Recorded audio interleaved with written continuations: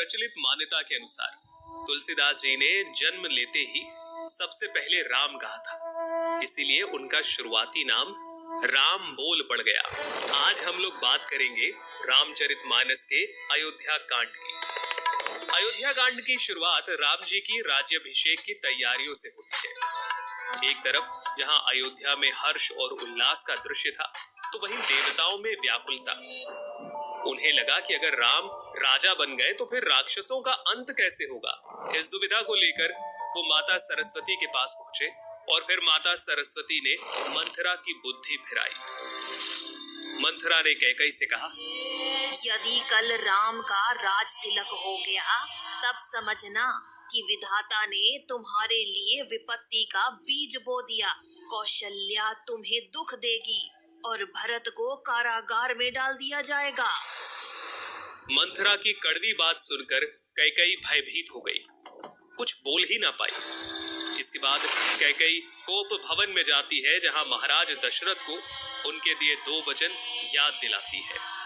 हे प्राणनाथ, सुनिए, मेरे मन को भाने वाला एक वर दीजिए। भरत को राज तिलक और दूसरा वर भी मैं हाथ जोड़कर मांगती हूँ।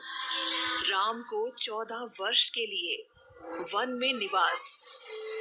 कैकेयी की बात सुनकर महाराज दशरथ सहम गए।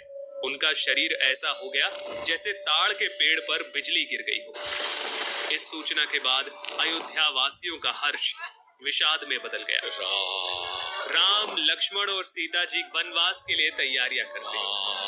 उनके चलते ही महाराज दशरथ मूर्छित हो गए और नगरवासियों को सोया हुआ छोड़कर वे आगे बढ़ चले। इसके बाद श्री राम श्रृंगवेरपुर पहुंचते हैं, जहां निषाद राज उनकी सेवा करते हैं और फिर केवट की नाव में बैठकर राम, लक्ष्मण और सीता माता गंगा पार करते हैं। इधर अयोध्या में श्री राम वियोग में महाराज दशरथ स्वर्ग सिधार गए और अयोध्या में वापस आकर जब भरत जी को सारे घटनाक्रम का पता चलता है, तो उनके सारे अंग क्रोध की अग्नि में जलने लगते हैं। अपनी तूने सारे कुल का नाश कर दिया। यदि तेरी इतनी ही बुरी रुचि थी तो मुझे जन्म लेते ही मार क्यों नहीं दिया? अरे कुमति, तेरे हृदय में ये कुविचार आया तभी तेरे हृदय के टुकड़े टुकड़े क्यों नहीं हो गए? तेरी जीवा गल क्यों नहीं गई? श्री राम को मनाने के लिए भरत चित्रकूट पहुंचे, लेकिन प्रभु के मना करने पर उनकी चरण पादुका लेकर वापस अयोध्या की ओर उन्होंने प्रस्थान किया। सुनि सिख पाई असीस बड़ी, गनक बोल देनु साधी। सिंहासन प्रभु पादुका, बैठा रे निरुपाधि। इस तरह अयोध्या कांड यही संपन्न होता है। हम आगे जानेंगे अरण्य कांड के बारे में, जहां इंद्रपुत्र जयंत अपनी कुटिलता के चलते रामद्रोही बन जाते हैं। शूर्पणखा की नाक कटती है और सीता। अभी तक हम आपको बालकांड, अयोध्या कांड और अरण्य कांड की घटनाएं सुना चुके हैं। आज हम बात करेंगे किष्किंधा कांड की, जहां ऋषिमुख पर्वत के निकट हनुमान जी की भेंट होती है उनके प्रभु श्री राम से। हे स्वामी, मेरी वानरी बुद्धि, इससे मैं आपको पहचान न सका। हे प्रभु, सेवक स्वामी के और पुत्र माता के भरोसे निश्चिंत रहता है। आपके मिलने से अब मैं निश्चिंत हूँ। हनुमान जी राम और लक्ष्मण जी को वानर राज सुग्रीव से मिलवाते हैं। सुग्रीव के वन में रहने का कारण बाली की दुष्टता है, ये जानकर राम जी उन्हें आश्वासन देते हैं। राम जी के कहने पर सुग्रीव बाली को युद्ध के लिए ललकारते हैं, जहां राम जी के हाथों से बाली का उद्धार होता है।